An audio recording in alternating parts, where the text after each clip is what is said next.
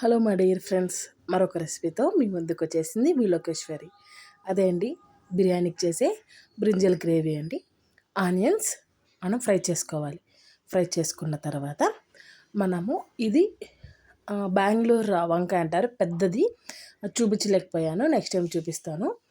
Onions, వంకాయ, అల్లం వెల్లుల్లి పేస్ట్, టమాటో, కరివేపాకు మనం వేసి నీట్గా ఫ్రై చేసుకోవాలి.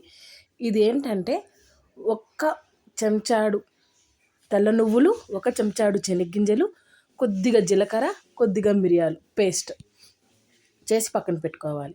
2 టేబుల్ స్పూన్ల మిరప్పొడి, 1 టేబుల్ స్పూన్ ధనియాల పొడి, పసుపు వేసి మనం కారం వాసన వెళ్ళే వరకు మనం ఫ్రై చేసుకోవాలి. ఆ తర్వాత చింతపులుపు వేసి 2 మినిట్స్ వరకు ఫ్రై చేసుకొని పెట్టుకోవాలి.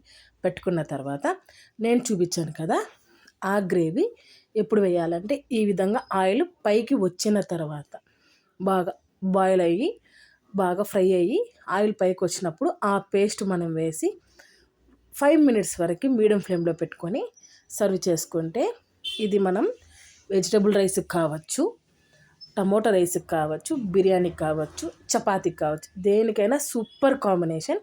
కొద్దిగా కొత్తిమీర చల్లి పెట్టుకుంటే ఎంతో రుచికరమైన గ్రేవీ రెడీ. నచ్చితే లైక్, సబ్స్క్రైబ్.